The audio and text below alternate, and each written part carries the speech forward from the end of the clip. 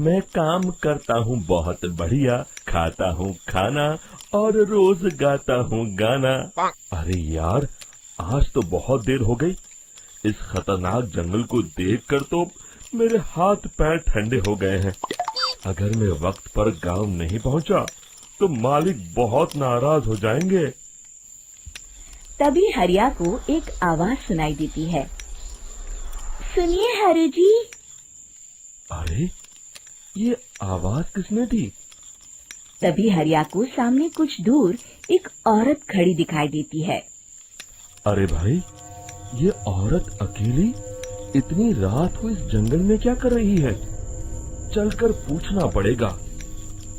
फिर हरिया अपनी बैलगाड़ी उस औरत के सामने लाकर रोक देता है और उससे पूछता है। अरे सुनिए, आप इतनी रात को इस खतरनाक जंगल में अकेली क्या कर रही हैं? तभी वो औरत मीठी आवाज में कहती है। अरे हरु जी, आप आ गए। मैं कब से आपका इंतजार कर रही थी। वैसे तो यहाँ से काफी लोग गुजर चुके हैं, लेकिन मैं खास आपका इंतजार कर रही थी। अच्छा, तुम सच कह रही हो? मुझे तो यकीन नहीं हो रहा है। वो क्या है ना, आज तक किसी ने मुझसे इतने प्यार से बात नहीं की। हाँ हाँ हरु जी, मैं सच कह रही हूँ। अब देर मत करिए और जल्दी से मुझे मेरे घर तक छोड़ दीजिए। हाँ हाँ, कौन सी बड़ी बात है, अभी छोड़ देता हूँ। आप मेरे पीछे बैलगाड़ी में बैठ जाइए और मुझे रास्ता बताते चलिए। फिर वो औरत हरिया की बैलगाड़ी में बैठ जाती है और हरिया बैलगाड़ी हाँकता हुआ आगे चल पड़ता है। फिर उस औरत के बताए हुए रास्ते पर चलते चलते हरिया बैलगाड़ी लेकर एक काली गुफा के आगे आकर रुक जाता है। हरिया उस औरत से पूछता है। हाँ देवी जी, आपका घर कहाँ है? यहाँ तो एक गुफा के अलावा और कुछ नहीं है। तभी अचानक वो औरत हवा में उड़ने लगती है। देखते ही देखते उसका सुंदर रूप एक डरावनी चुड़ैल में बदल जाता है और वो जोर जोर से हंसती है। अरे तू तो एक नंबर का बेवकूफ निकला। तू तो बड़ी आसानी से मेरी बातों में आ गया। अरे मर गया रे, ये तो एक चुड़ैल है। हे भगवान बचा ले, ये तो बड़ी डरावनी दिखाई दे रही है। और फिर अगले ही पल हरिया की बैलगाड़ी में रखा सारा सामान हवा में उड़ता हुआ उस काली गुफा के अंदर चला जाता है और वो चुड़ैल भी उस गुफा के अंदर जाकर कहीं गायब हो जाती है। हरिया ये नजारा देख बुरी तरह घबरा और परेशान हो जाता है। अरे, ये चुड़ैल तो मेरा सारा सामान लेकर गुफा में गायब हो गई। अब क्या होगा? अगर मैं गांव खाली हाथ गया तो मालिक मेरी अच्छी खबर लेंगे। मेरी इस बात का कोई यकीन भी नहीं करेगा। फिर आखिर वही हुआ। हरिया के मालिक चंपक सेठ को हरिया की किसी भी बात पर रत्ती भर भी यकीन नहीं हुआ। चंपक सेठ को लगा हरिया झूठ बोल रहा है और उसने ही लालच में आकर सारा सामान हड़प कर लिया है। फिर हरिया को बेईमान समझकर चंपक सेठ उसे काम से निकाल देता है।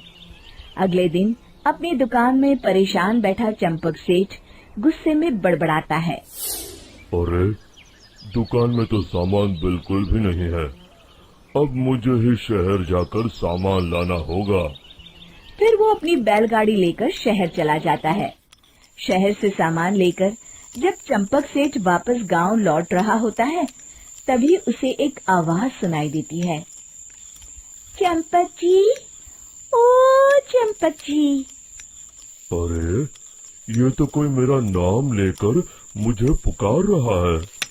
फिर उस रास्ते में वही औरत खड़ी दिखाई देती है। फिर क्या था, हरिया की तरह चंपक सेठ भी उस औरत के पास अपनी बैलगाड़ी लेकर जाता है और वो भी उसकी चिकनी चुपड़ी बातों के मुंह जाल में फंस जाता है। फिर चुड़ैल उसे भी अपनी गुफा तक ले जाती है और उसका सारा सामान लेकर गुफा में गायब हो जाती है। बेचारा चंपक सेठ लाचार होकर खाली हाथ गांव लौट आता है। फिर ये उस जंगल में रोज की बात हो जाती है। जो कोई भी शहर से कुछ लेकर गांव की तरफ लौटता, वो चुड़ैल उसे बेवकूफ बनाकर उसका सारा सामान लेकर गुफा में गायब हो जाती। एक दिन हरिया एक लकड़हारे को उसी जंगल की तरफ जाते हुए देखता है। फिर हरिया उसे रोकते हुए कहता है, अरे भाई, क्यों अपनी मौत को दावत दे रहे हो? मेरी बात मानो, आगे जंगल में मत जाओ, वहाँ एक बड़ी भयानक चुड़ैल रहती है। लकड़हारा हरिया की बातों को नजरअंदाज करते हुए कहता है, अरे भाई, मुझे पहले ही बहुत देर हो चुकी है, मुझे जाने दो भाई। शाम तक लकड़ियाँ काट कर शहर के बाजार में बेचना है। तुम अपनी ये कहानी किसी फुर्सत में बैठे इंसान को सुनाओ, मैं तो चला। इतना कहकर लकड़हारा वहाँ से आगे जंगल की तरफ चला जाता है।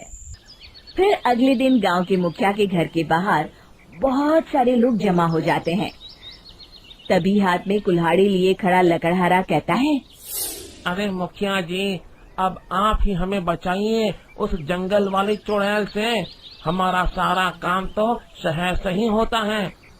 अरे मुखिया जी, उस चुड़ैल की वजह से तो मैं पूरी तरह बर्बाद हो गया हूँ। हम सबको मिलकर उस चुड़ैल तो किसी को नहीं लूट पाएगी।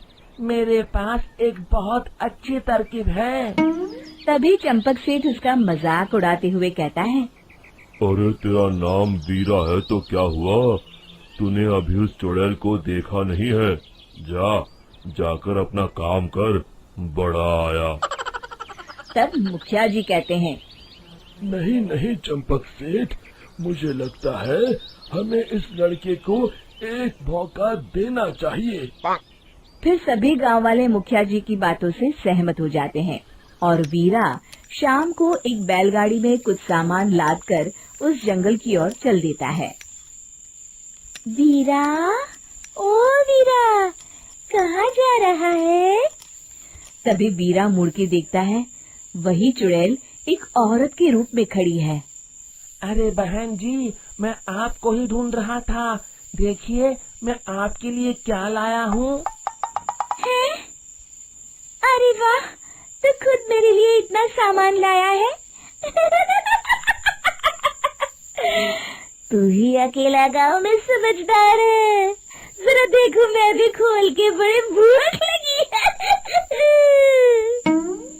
जैसे ही चुड़ैल उस सामान पर से कपड़ा हटाती है, एक भगवान शिव की तेज रोशनी उसके अंदर मूर्ति से निकलती है और चुड़ैल अपने असली रूप में आकर जलने लगती है। अरे मैं जल रही हूँ, बचाओ! बचाओ! ओम नमः शिवाय, मर गई मैं! देखते ही देखते वो चुड़ैल राख के साथ उड़ जाती है और सभी गांव वाले भी वहां आ जाते